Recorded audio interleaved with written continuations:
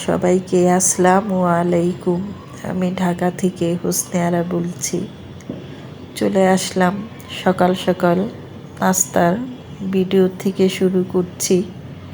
তো সবার জন্য কিন্তু নাস্তা বানাচ্ছি আর দিয়ে দিচ্ছি খাওয়ার জন্য। তা আপনার ভাইয়াকে দিয়েছি নাস্তা, উনি খাচ্ছে। তা এখন হলো আমার আর আমার ছেলের জন্য নাস্তাগুলো বানিয়ে নিচ্ছি। আমার কিন্তু অনেক ঠান্ডা লেগেছে, আর আজকে বৃষ্টিতে ভেজার কারণে আমার এতটা অবস্থা খারাপ যে আমার কথাগুলো শুনে হয়তো আপনারা বুঝে গেছেন একবারে কিভাবে যে আমি কথাগুলো নাকে আটকে আসছে, এইরকমভাবে কথাগুলো বলছি।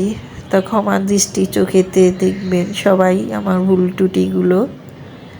যাই হোক, ছেলে শুধু কমপ্লেন করে যে মা এক ধরনের নাস্তা খেতে আর ভালো লাগে না। আমি কিন্তু প্রতিদিনই একটু না একটু করে ভিন্নতা এনে নাস্তা রেডি করি সবার জন্য। ওর বাবার কিন্তু কোনো কমপ্লেন থাকে না, শুধু ওরই থাকে যত কমপ্লেন, এটা খাবো না ওটা খাবো না। তার জন্য চিন্তা করলাম, যাই হোক আজকে যেহেতু ওকে একটু অন্যভাবে নাস্তাটা বানিয়ে দিচ্ছি, তার সাথে আজকে আমিও খাবো এইভাবে বানিয়ে। আজকে নিজের জন্য নিজে একটু সময় করে নিজের জন্য এরকম একটু নাস্তা ডেকোরেশন করে নিয়েছি।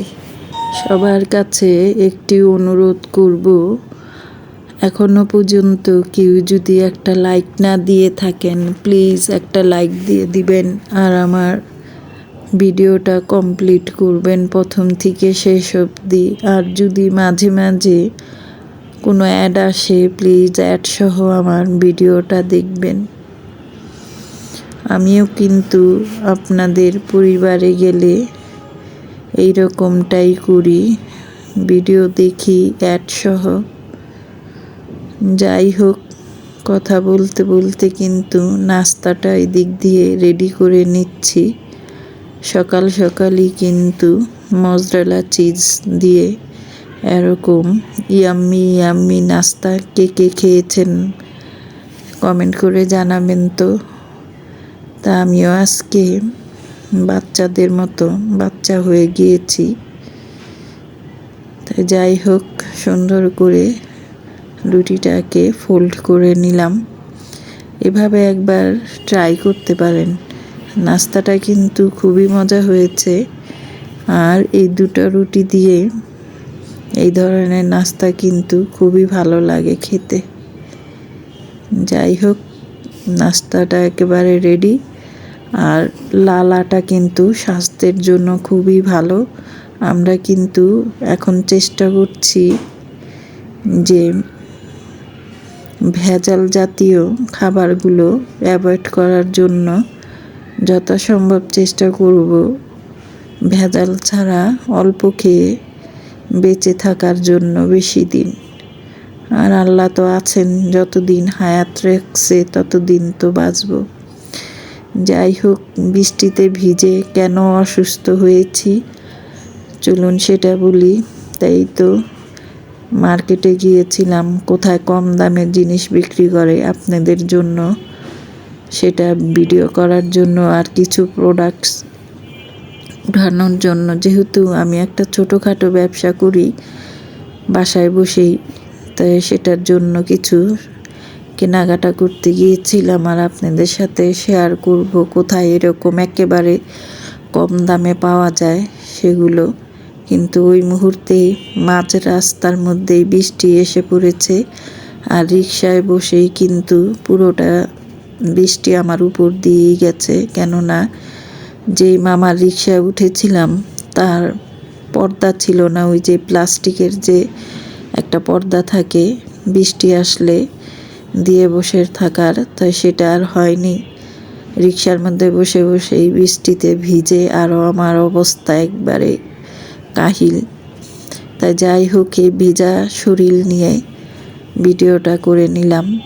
তারপরে চলে আসছি বাসায়, বেশিক্ষণ থাকতে পারিনি। তারপরেও একবারে মাগরিবের আজান দিচ্ছি হয়ে গেছে।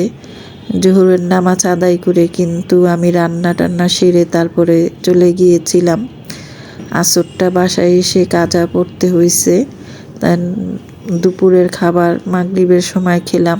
খেয়েই তারপরে আবার এই যে কি সামান্য কিছু নিয়ে আসছি, তো সেটাই একটু শেয়ার করছি আপনাদের সাথে।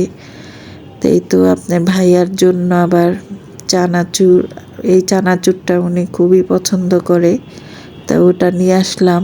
আর 1 প্যাকেট ড্রাই বিস্কুট নিয়ে আসছি। এই বিস্কুটটা খুবই খেতে ভালো লাগে, আর আমি সব সময় এই দোকানটার থেকেই নিয়ে আসি। মামা কিন্তু একেবারে ভেজাল ছাড়া জিনিস বিক্রি করে। তাই যাই হোক, এখন আমরা মহিলারা সাধারণত কিন্তু যেখানে কম দাম পাই সেখানে কিন্তু কেনাকাটার জন্য যাই। তা আমিও কিন্তু তার ব্যতিক্রম নই। এই যে দেখছেন চালগুলো, এটা হলো বাসমতি চাউল। তাই প্যাকেট জাতীয় যে বাসমতি চাউলগুলো থাকে সেটা কিন্তু অনেক দাম বলতে অনেক দাম, মানে 700, 750, 800 টাকা পর্যন্ত আছে। তাই সেটা আমি আপনাদেরকে প্রমাণ সহই দেখিয়ে দেব, কিন্তু আজকে মনে ছিল না ভিডিওটা করতে। ওই প্যাকেটের চাউলও কিন্তু আমার বাসায় এখনও 1 প্যাকেট আছে, আর তার জন্য আমি এই খোলা চাউলের প্যাকেটটা নিয়ে আসছি। আর কি প্যাকেট না, এটা হলো কেজি দরে ওনারা বিক্রি করে।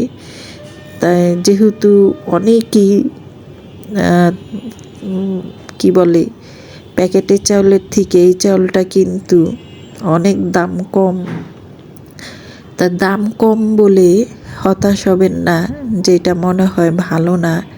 আমি কিন্তু এর অনেক আগে এরকম 2 কেজি চাউল এনে একবার ট্রাই করেছিলাম, অসম্ভব ভালো।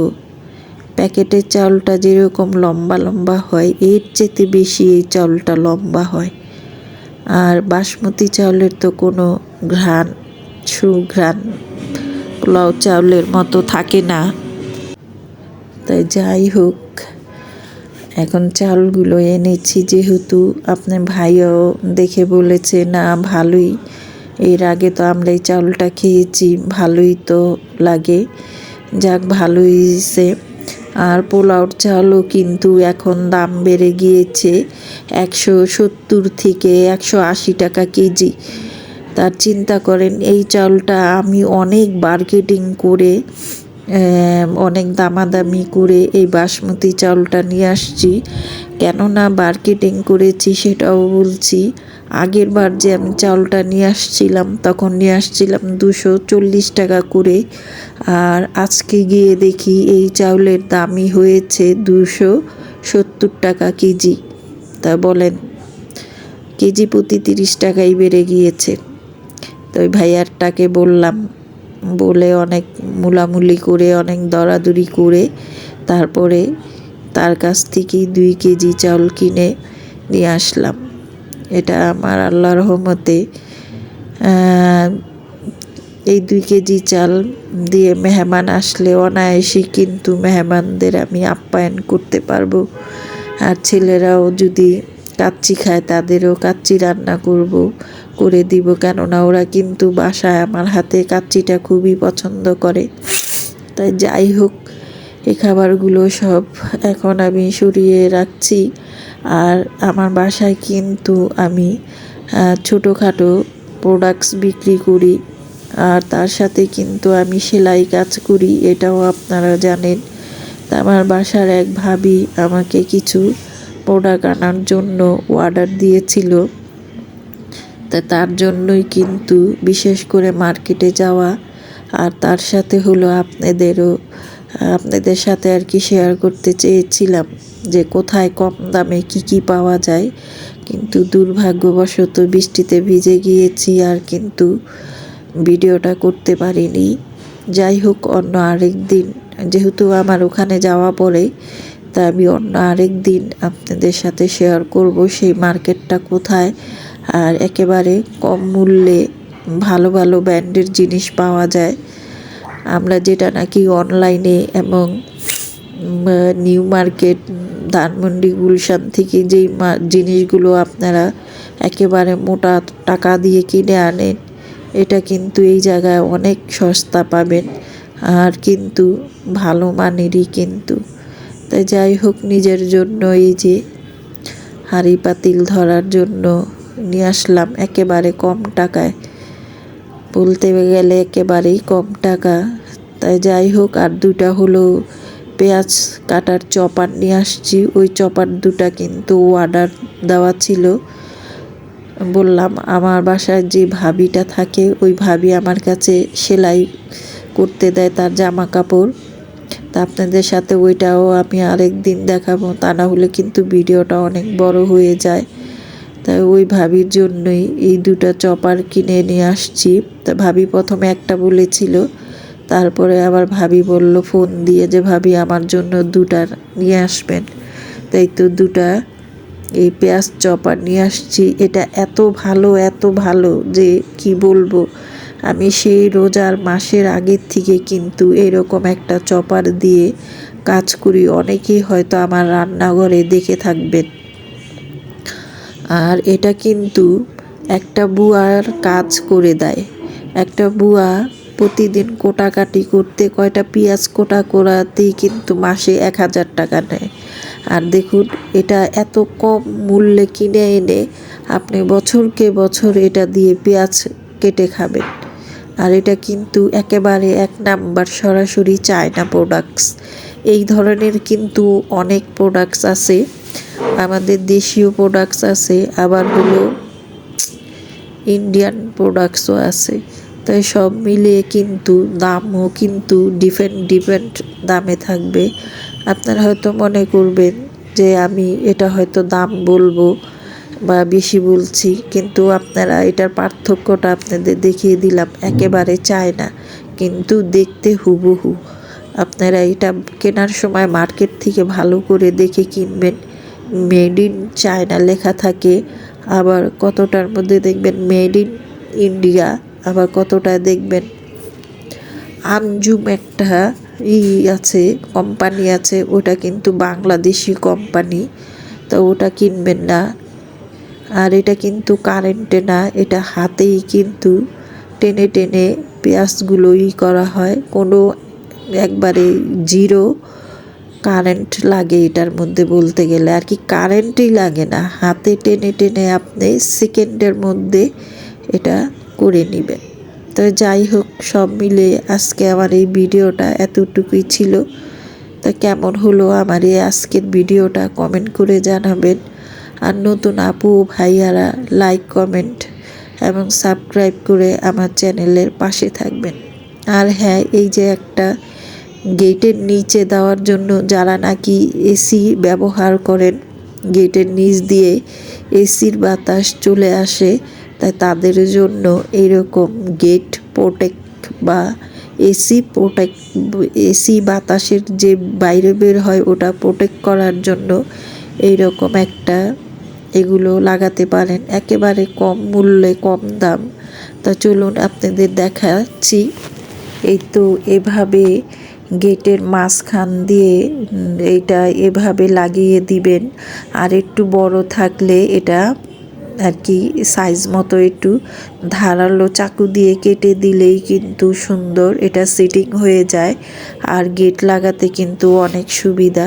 তা সবাই ভালো থাকবেন, ফিরে আসবো নতুন কোনো ব্লগ ভিডিও নিয়ে।